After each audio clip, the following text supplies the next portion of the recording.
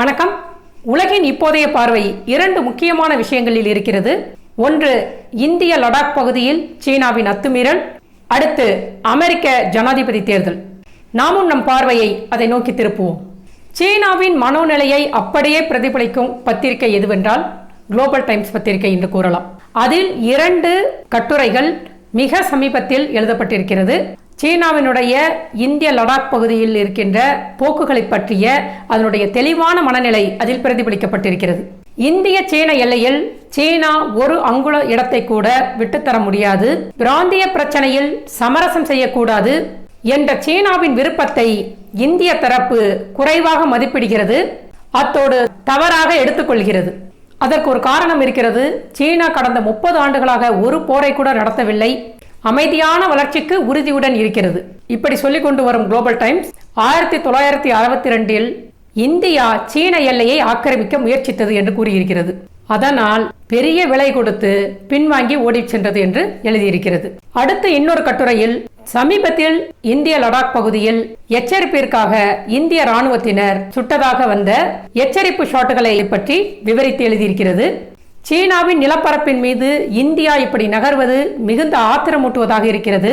1962 பெற்ற தோல்வியினை பழிவாங்குவதற்காக இந்திய துருப்புகள் தங்களுடைய மலையுத்த போர்த்திறனில் மிகுந்த வலுவாக்கிக் கொண்டு இங்கே வந்து சண்டையிட்டுக் கொண்டிருக்கின்றன. அமெரிக்கா, ரஷ்யா என்ற 2 நாடுகளிடமிருந்து இராணுவ தளவாடங்களை இந்தியா வாங்கி வைத்திருக்கிறது. ஆனால் இந்திய துருப்புகளுக்கு முறையான போதுமான கூட்டு போர்த்திறன் பயிற்சிகள் கிடையாது. அமெரிக்கா இந்தியாவின் இந்த முயற்சிகளுக்கெல்லாம் ஆதரவு தந்து கொண்டு இந்த நிகழ்வுகளை எல்லாம் மகிழ்ச்சியுடன் ரசித்துக் கொண்டிருக்கிறது. இந்த இந்தியாவின் போக்குகள் இந்தியாவினுடைய அணிசேரா கொள்கை என்கின்ற அதனுடைய கொள்கையையே உடைக்கிறது. இந்த இந்தியாவினுடைய நடவடிக்கைகளினால் அமெரிக்கா இராணுவ மற்றும் அரசியல் கூட்டணிகளை கட்டி எழுப்பி இந்தியாவிற்கான ஒரு ஆதரவை சர்வதேச நாடுகள் தரும்படியான ஒரு சூழ்நிலையை உண்டாக்க முயற்சிக்கிறது. தன் புலனாய்வுகளை இந்தியாவிற்கு கொடுத்து உதவலாம். இதனால் சீனாவை அமெரிக்கா எதிர்க்கலாமே தவிர இந்தியா அமெரிக்காவினுடைய இராணுவ தளவாடங்களை அதிகமாக வாங்கி குவிக்கத்தான் நேரும். இந்தியாவிற்கு அமெரிக்காவின் ஆதரவு இருந்தாலும் சீனா இந்தியாவை தோற்கடிக்கும். 1962 ஆண்டின் யுத்தத்தை, அதனுடைய முடிவை இந்தியா மனதில் கொள்ள வேண்டும். இன்றைக்கு சீன ராணுவம் தகவல் தொடர்பு திறன், முறையான போர்திறன், கூட்டு பயிற்சி திறன் என்று எல்லாவற்றிலும் முன்னோடியாக நிற்கிறது. நவீனமயமாக்கப்பட்டிருக்கும் இந்த சீன ராணுவத்தில் ஒரு டாங்குகளோ ஏதேனும் ஒன்று பழுதானால் உடனடியாக சீனாவினுடைய ராணுவ உற்பத்தி தொழிற்சாலை அதை சரி செய்துவிட முடியும். இந்தியாவில் இது போன்ற உற்பத்தி திறன் கிடையாது.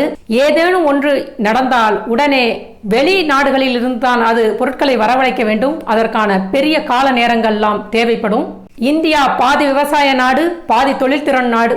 இப்படி இருக்கும் இந்தியாவிற்கு ஏதேனும் போர்கள் நடைபெற்றால் அதனுடைய இழப்பு மிக அதிகமாக இருக்கும். சீனாவை பொறுத்தவரை இந்தியாவை தோற்கடிப்பது நோக்கமல்ல, எல்லையில் அமைதியையும் உறுதித்தன்மையும் பராமரிப்பதுதான் அதன் நோக்கமாக இருக்கிறது. இந்தியா ஆத்திரமூட்டல்களை செய்யக்கூடாது. இரு நாடுகளும் சமாதானமாக இணைந்து செயல்படுவதற்கு, மோதல்களை நிர்வகிப்பதற்கு பணியாற்ற வேண்டும். அவ்வாறு செய்யவில்லை என்றால் வரலாறு மீண்டும் வரும், மீண்டும் இந்திய ராணுவம் தோற்கடிக்கப்படும். இந்த கட்டுரைகள் இரண்டிலுமே குளோபல் டைம்ஸ் ஒரு சில விஷயங்களை சொல்லியிருக்கிறது. அது என்னன்னு பார்த்தீங்கன்னா, முதல்ல அது சீனாவினுடைய எல்லை என்கிறது. ரெண்டாவது, இந்திய ராணுவம் இப்போது மலையுத்தத்தில் திறன்ல தான் ரொம்ப அதிகமான வலுவாக இருக்கிறார்கள், மற்றபடி போர் திறன்ல குறைவாக இருக்கிறார்கள் என்று சொல்கிறது. மூன்றாவது, மறைமுகமான ஒரு எச்சரிக்கையை இந்தியாவிற்கு கொடுத்திருக்கிறது. நான்காவது, இந்தியா இது போன்ற செயல்களை செய்வது அதற்கு ஆத்திரமூட்டுகிறது என்பதை 2 கட்டுரைகளுமே தெரிவித்திருக்கிறது. இதில் அடிப்படையான ஒரு விஷயத்தை அது புரிந்து கொள்ளவே இல்லை. 1962 இந்திய எல்லைக்கு வந்துதான் சீனா ஆக்கிரமிப்பு செய்ததே தவிர இந்தியா தன் எல்லையை விட்டு எங்குமே நகர்ந்து செல்லவில்லை. இவர்கள் உள்ளே புகுந்து ஆக்கிரமித்து எல்லையை விட்டு இந்திய வீரர்களை பின்வாங்க வைத்தார்களே தவிர இந்த ஒரு உண்மையை சீனர்கள் ஏன் புரிந்து கொள்ளவில்லை என்பது இன்று வரை நமக்கு தெரியவில்லை. இதுவரை சீனா என்ன நினைத்துக் கொண்டிருக்கிறது என்று நமது பார்த்தோம். இப்போது இந்திய அரசு என்ன நினைத்துக் கொண்டிருக்கிறது என்பதை பற்றி பார்க்க போகிறோம். இதுவரைக்கும் சீனா துண்டு துண்டாக நிலத்தை அபகரித்து உள்ளே வந்து கொண்டிருந்த போதெல்லாம் இந்திய ராணுவத்திற்கு கொடுக்கப்பட்ட ஒரு கட்டளை என்னவென்றால், சீனாவை எதிர்கொள்ளாதீர்கள், அதாவது எந்த மோதலிலும் ஈடுபடாதீர்கள், கேட்காதீர்கள், ஏன் உள்ள வரீங்க அப்படின்னு சொல்லிட்டு ஒரு மோதலுக்கான எந்த ஒரு விஷயத்தையும் எடுத்து பேசிடாதீங்க. அதே போல எவ்வளவு நிலத்தை சீனா அபகரித்திருக்கிறது என்பதை வெளியில் சொல்லாதீர்கள். இவ்வளவு செய்த பிறகும் இந்திய ராணுவம் மட்டுமல்ல, இந்தியாவும் சீனர்களுடன் நல்லுறவை பேண வேண்டும். இந்தியாவின் வர்த்தகத்தில் பெரும் பகுதியை அவர்களுக்கு கொடுத்து நாம் உதவ வேண்டும். இதெல்லாம் இதுவரைக்கும் செய்து கொண்டிருந்த ஸ்ட்ராட்டஜிஸ். இப்போது எந்த மாதிரியான ஸ்ட்ராட்டஜிகளை இந்தியா கையாளுகிறது என்பதை பார்ப்போம். எதையும் கேட்காதீர்கள். என்னன்னா அவங்க ஏதாவது பேசினாங்கன்னா எதையும் காதல கேட்காதீர்கள், நீங்கள் முன்னேறி கொண்டே இருங்கள் என்று சொல்கிறது. ப்ரொவோக் பண்ணாங்கன்னா குத்திட்டி துப்பாக்கிகள் எல்லாம் வைத்துக்கொண்டு அவர்கள் சுடுறது, 1,00,000 துருப்புக்களை கொண்டு வந்து நிறுத்தி இந்த சைக்கலாஜிக்கல் வார்ஃபேர் பண்றது, இது எல்லாவற்றையுமே புறம் தள்ளுங்கள். அதோடு நாம் இதுவரை இழந்த பகுதிகளை எவ்வளவு கைப்பற்றி இருக்கிறோம் என்பதை வெளியில் சொல்லாதீர்கள். சீனர்களுடனான நல்லுறவிற்கு ஒரு இடைவெளி கொடுங்கள். சீனா தன்னுடைய ஊதுகுழல் பத்திரிகையின் மூலமாகவோ இல்ல அங்க இருக்கிற உளவுத்துறை மூலமாகவோ புரொபகண்டா பண்றத காது கொடுத்து கேட்காமல் மௌன புன்னகையோடு கடந்து செல்லுங்கள். இவைகள் தான் இப்போது இந்திய ராணுவம் எடுத்துக்கொண்டிருக்கும் ஸ்ட்ராட்டஜிகள். இந்திய சீன பூட்டானின் மும்முனை சந்திப்பான டோக்லாம்ல ஒரு கட்டுமானத்தை கட்டுவதற்காக சீனா வந்திருக்கும் பொழுது அதனை வெற்றிகரமாக நிறுத்தியது இந்தியா. அதிலிருந்து ஆரம்பித்ததுதான் இத்தனை முட்டலும் இத்தனை மோதலும். இப்போது சீனாவுடைய மூவிற்காக இந்திய ராணுவம் காத்திருப்பதில்லை.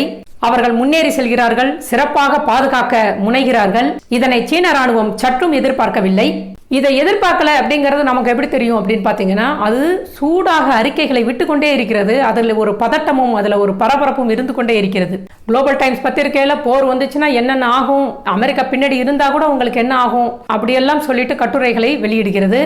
சீனாவினுடைய போர் தந்திரம், அதுவும் இந்த எல்லைகளில் இருக்கிற போர் தந்திரத்தை இந்தியா முழுக்க இப்ப புரிந்து கொண்டிருக்கிறது. உள்ளே முன்னேறி வருவது, அப்ஜெக்ஷன் சொன்ன உடனே பேச்சுவார்த்தையில் உட்காருவது, பேச்சுவார்த்தையில் இருக்கும் பொழுதே அங்குலமாக அல்ல கிலோமீட்டராக உள்ளே முன்னேறி வருவது. 1962 சமீப காலம் வரை சீனா பிடித்து வைத்திருக்கும் இந்திய பகுதிகள் மட்டும் ஒரு டென்மார்க் அளவு இருக்கும் என்று சொல்கிறார்கள். இப்படியெல்லாம் ஒரு தந்திரத்தை வைத்துக்கொண்டு இயங்கும் சீனத்தை அடக்குவதற்கு ஒரே வழி வலிமை மற்றும் சக்தி. அதை கொண்டுதான் இந்தியா இப்போது பேச வேண்டி இருக்கிறது. இந்தியா ராணுவ அமைச்சர், இந்திய பிரதமர் உட்பட எல்லோருடனும் ஒரு கலந்து ஆலோசனையை வைத்திருக்கிறது. அந்த ஆலோசனையின்படி இந்த சாத்வீக முறைகள் மட்டுமல்லாமல் தயங்காதே திருப்பி தாக்கு என்கின்ற ஒரு ரீதியிலான விஷயங்களும் பேசப்பட்டு வருகின்றன. அடுத்து அமெரிக்க ஜனாதிபதி தேர்தல். இந்த கொரோனா தொற்று காரணமாக அமெரிக்கர்கள் தங்களது ஓட்டுகளை வாக்களிப்பதற்கு தபால் ஓட்டுகள் மூலம் செய்துவிடலாமா என்று யோசித்துக் கொண்டிருக்கிறார்கள். அது கொஞ்சம் தரப்பினராக இருந்தால் பரவாயில்லை. கிட்டத்தட்ட பெரும்பான்மையான வாக்காளர்கள் அதுபோல ஒரு முடிவை எடுத்திருப்பதாக தெரிகிறது. அதனால் ட்ரம்ப் அவர்கள் பயப்படுவதாகவும் தகவல்கள் வெளிவருகின்றன. அவர் வெளிப்படையாகவே இந்த தபால் ஓட்டுகளை நான் விரும்பவில்லை என்றே சொல்லிவிட்டார். அதற்கு என்ன காரணம் என்றால், உளவு வேலைகளிலிருந்து மற்றும் பல்வேறு வேலைகளை செய்து சீனா ஜோ பிடனை எப்படியாவது ஜனாதிபதியாக்க வேண்டும் என்று துடித்துக் கொண்டிருக்கிறது. இந்த சூழலில் இந்த தபால் ஓட்டுகளின் மூலமாக ஏதாவது அசம்பாவிதம் நடந்துவிட்டால் என்ன செய்வது என்று ட்ரம்ப் பக்கம் இருப்பவர்கள் எல்லோருமே ஆதங்கப்படுகிறார்கள். தபால் ஓட்டு என்பது இந்த வயதானவர்கள், இந்த உடல்நிலை சரியில்லாதவர்கள், ராணுவத்தில் பணிபுரிபவர்கள், முக்கியமான அதிகாரிகளாக இருப்பவர்கள், அந்த வெளிநாடுகளில் பிசினஸ் விஷயமாக போனவர்கள் போன்றவர்கள் தங்களுடைய வாக்குரிமையை செலுத்துவதற்காக இந்த தபால் ஓட்டை பயன்படுத்துவது சகஜம். இது அமெரிக்காவில் ஒரு குறிப்பிட்ட சதவீதம் நடந்து கொண்டுதான் இருக்கிறது. ஏன் ட்ரம்ப் கூட 2018 ஒரு தபால் ஓட்டை போட்டிருக்கிறார். இப்படி தபால் ஓட்டு போடுவதற்கு சில அமெரிக்க மாகாணங்களில் அந்த வாக்காளர்கள் முன் அனுமதி பெற வேண்டும். இந்த கொரோனா பீரியட் என்பதனால எல்லா அமெரிக்க மாகாணங்களுமே முன் அனுமதி பெற வேண்டாம். தபால் ஓட்டில் வாக்களிக்க விரும்புபவர்கள் அவர்களுக்கு விருப்பப்பட்டால் வாக்களிக்கலாம் என்று பொதுவாக ஒரு திறந்து விடப்பட்டிருக்கிறது. இதுல ஏதாவது முறைகேடு நடந்தால் என்ன பண்ணுவது அப்படின்னு நம்மளுக்கு யோசனை இருக்கும்போது அமெரிக்காவிற்கு யோசனை இருக்காதா? அமெரிக்காவில் ஒரு பார்கோடு கொடுத்திருக்கிறது. அந்த பார்கோடின் மூலமாக யார் உண்மையிலே வாக்களித்தார்கள் என்பதெல்லாம் கண்டுபிடித்து விடலாம் என்கிறார்கள். ஆனாலுமே அதற்கு பணமும் நிறைய நேரமும் செலவாகும். இப்போதைய சூழ்நிலையில் அமெரிக்கா பொருளாதார சரிவை சந்தித்திருப்பதனால் கவர்மெண்ட் எந்த தேவையில்லாத விஷயத்திலும் செலவு செய்வதற்கு தயாராக இல்லை. எப்போதுமே இந்த தேர்தலுக்குன்னு செலவு செய்கிற அந்த பட்ஜெட்டிலேயே ஓட்ட விழுந்திருக்குங்கிறாங்க. இந்த சூழலில் தான் ட்ரம்ப் இவ்வளவு பயப்படுகிறார். அவர் பயப்படுவதற்கு ஏற்பவே ஒரு சில நிகழ்வுகளும் நடந்திருக்கின்றன.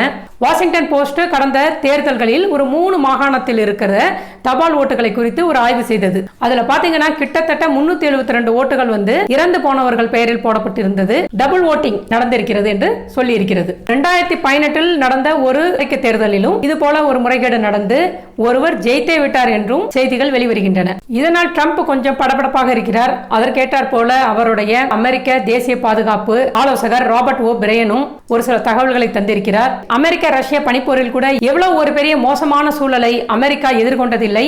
சீனாவுடைய சிக்கல் இன்றைக்கு அமெரிக்காவுடைய பாதுகாப்புல பல விஷயங்கள்ல தாக்குதலை ஏற்படுத்துகிறது. இந்த அமெரிக்க ஜனாதிபதி தேர்தலிலும் அதனுடைய தாக்கம் வெகுவாக இருக்கிறது.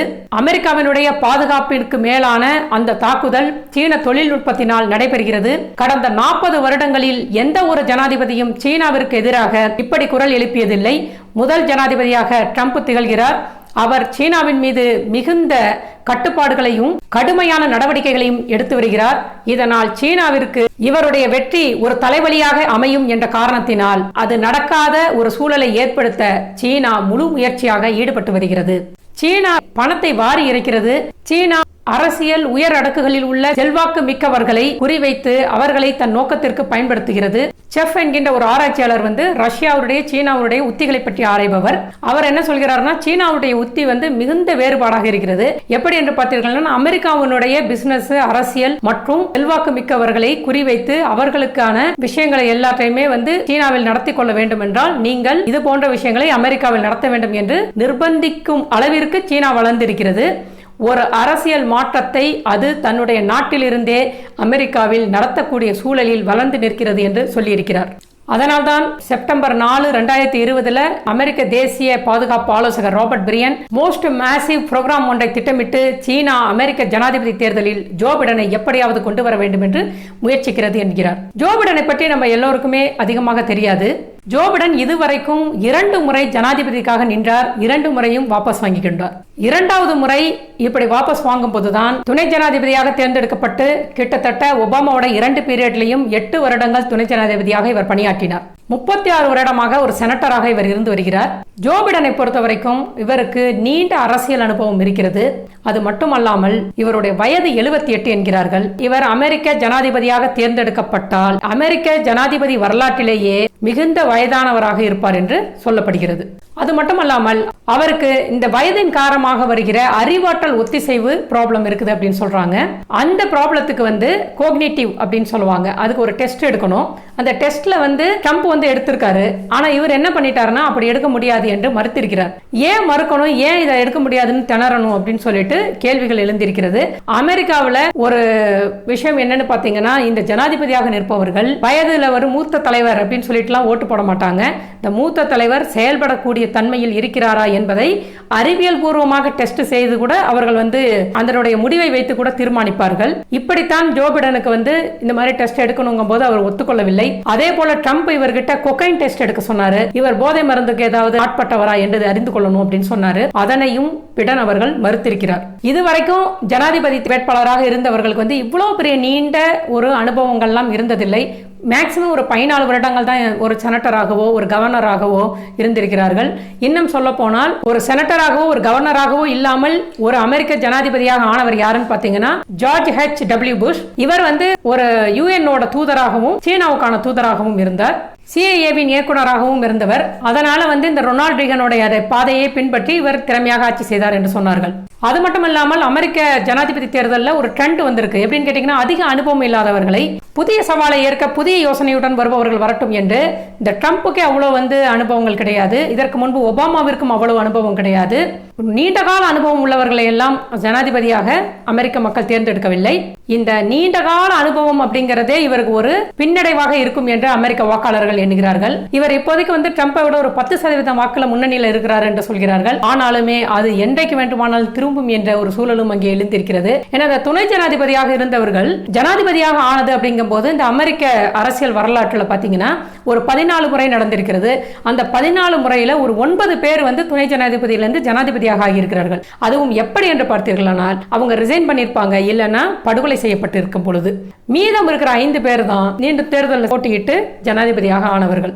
ஒருபுறம் ட்ரம்ப் எப்படியாவது ஜெயித்து விட வேண்டும் என்று உலக நாடுகள் நிச்சயமாக எதிர்பார்க்கின்றன. ஏன் என்று கேட்டீர்களானால், இந்த சீனாவுடைய கொட்டத்தை அடக்குவதற்கு ஒரே வழி ட்ரம்ப் ஜனாதிபதி ஆக வேண்டும் என்று உலக நாடுகள் பல சீனாவின் பிடியில் சிக்கி இருப்பவர்கள் நினைத்துக் கொண்டிருக்கிறார்கள். அது இந்த எல்லை ஆக்கிரமிப்பில் சிக்கி இருப்பவர்களாக இருக்கட்டும், இந்த கடன் வலையில் சிக்கி இருப்பவர்களாக இருக்கட்டும், அனைவருமே இதை ஒன்றைத்தான் எதிர்பார்க்கிறார்கள். இந்த ட்ரம்ப் புரிந்து கொள்ள முடியாத ஒரு வித்தியாசமான நபராக இருக்கிறார். ஆனாலுமே சீன விஷயத்தில் மிக கடுமையாக இருக்கிறார். அந்த ஒரு விஷயத்திற்காகவே இந்த உலக நாடுகள் இவர் மீண்டும் அமெரிக்க ஜனாதிபதி ஆக வேண்டும் என்று நினைக்கிறார்கள். இப்போ சமீபத்தில் அவர் ஹெலிகாப்டரில் போனார். அப்போ போகும்போது என்ன பண்ணாருன்னு இந்த வீடியோவில் பாருங்கள். இந்த வீடியோ அவருக்கு ஒரு பெரிய ஒரு வரவேற்பை கொண்டு வந்திருக்கிறது என்று சொல்கிறார்கள். எது எப்படி இருந்தாலும் அமெரிக்க ஜனாதிபதியாக ஆவது அமெரிக்க வாக்காளர்கள் கையில் தான் இருக்கிறது. உலக நன்மைக்கும் சேர்த்து அவர்கள் அமெரிக்க ஜனாதிபதியை தேர்ந்தெடுக்கக்கூடிய ஒரு புதுமையான ஒரு தேர்தலை அவர்கள் சந்தித்து வருகிறார்கள். மீண்டும் அடுத்த பதிவில் சந்திப்போம். சப்ஸ்கிரைப் பண்ணுங்க, ஷேர் பண்ணுங்க, உங்கள் கருத்துக்களை பதிவு செய்யுங்கள். நன்றி.